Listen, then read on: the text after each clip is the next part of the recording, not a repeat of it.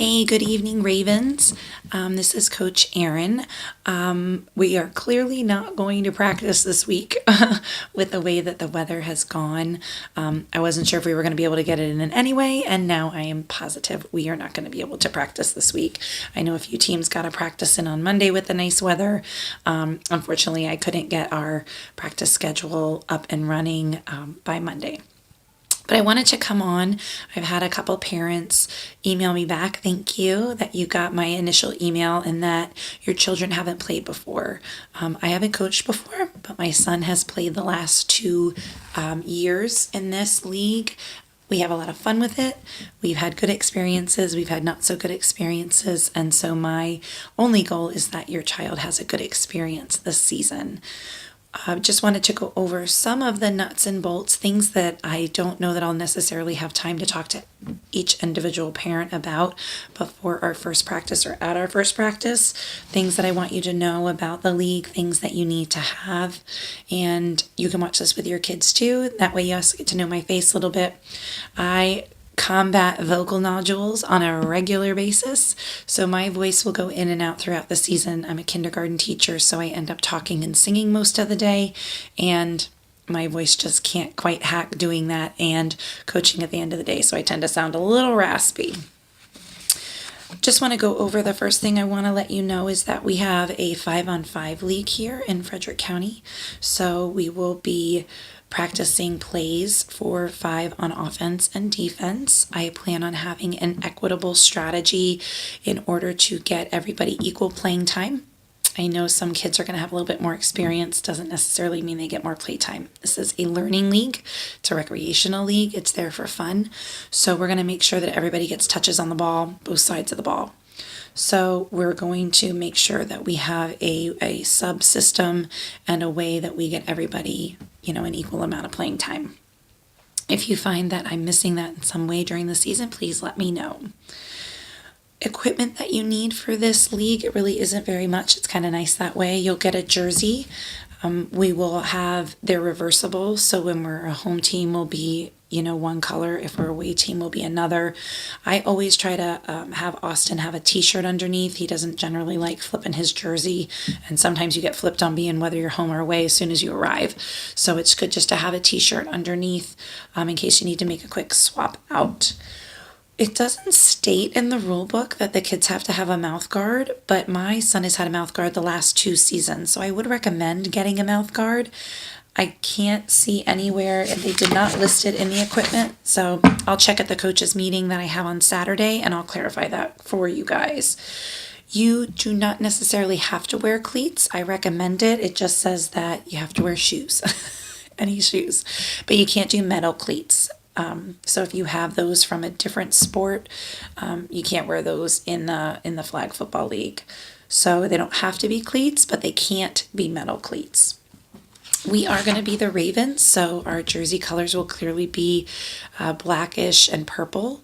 So I would recommend just having shorts for your kids that are black or purple. You cannot wear shorts that are the same colors that our flags are. The refs don't like that.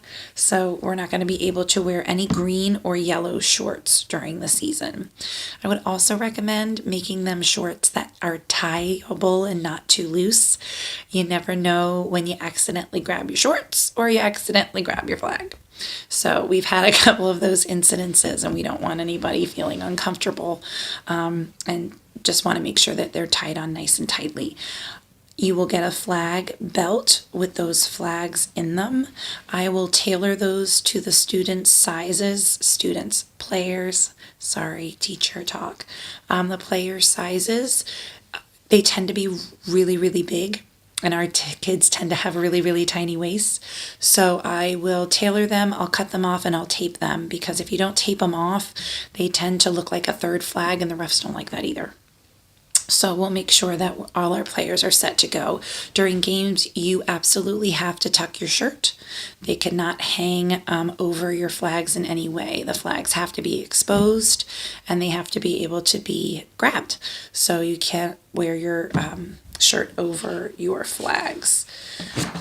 So that's kind of it for equipment. You get your jersey, you get your flags. I just need the kids to come in really good shoes and a nice snug pair of shorts for game day. And I will double check on the mouth guards, but I would recommend just getting one in the meantime. Our games, we are in the 9 to 10 age group. And so we will have two 22-minute halves. And reading through the rule book here, it's pretty much at the discretion of the refs is when they start and stop the clocks. So I'll have to kind of learn that as we go through. We will get a certain amount of timeouts. Touchdowns are 6 points, which are pretty standard. Points after the touchdown, we either have a choice of 1 or 2 point conversion.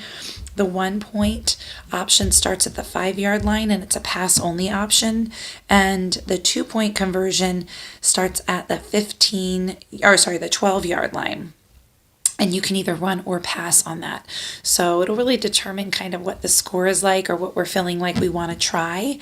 I do want the kids to have, some say in what we do and what we try because it's their game at the end of the day. So I may be asking the team at times, what do you want to go for? What do you think you can manage?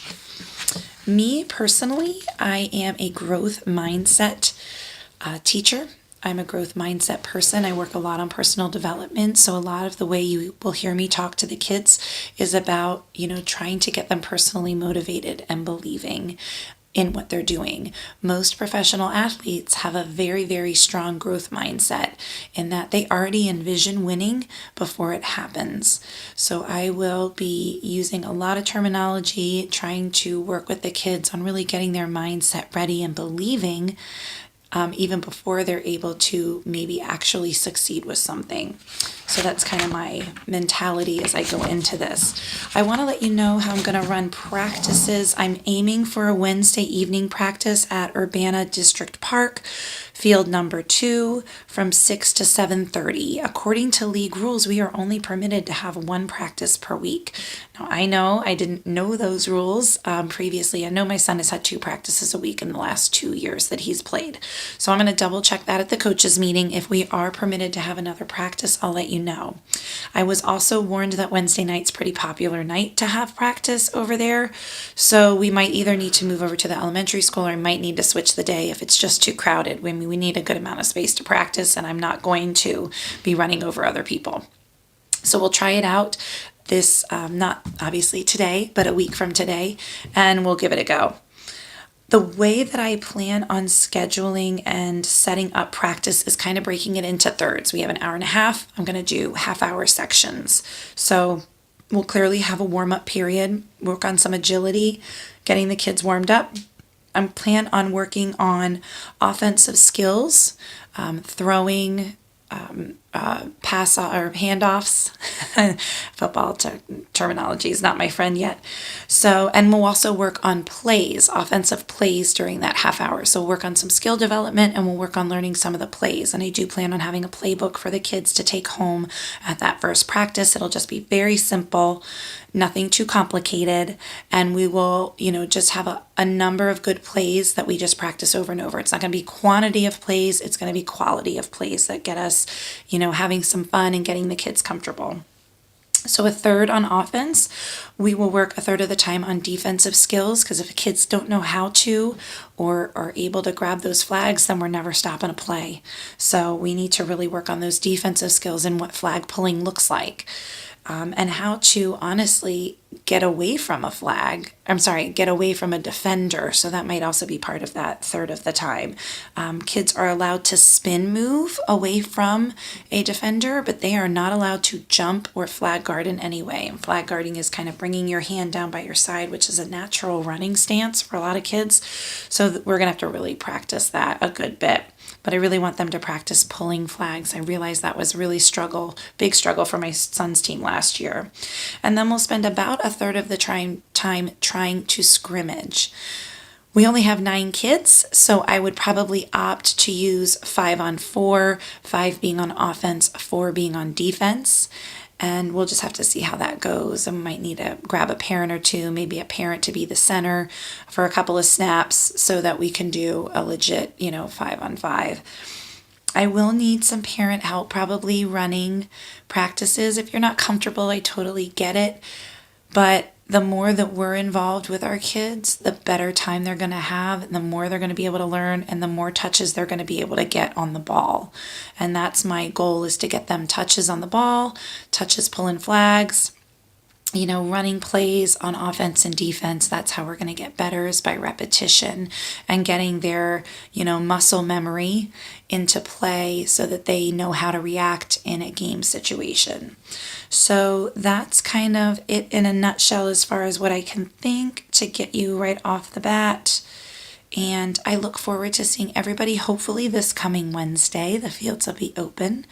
Probably be people just cramming in there to get some practice in. So we'll make the best of it out of Wednesday. We'll gauge it from there. If we need to move over to the elementary school, we will do that to give our kids the best option to practice.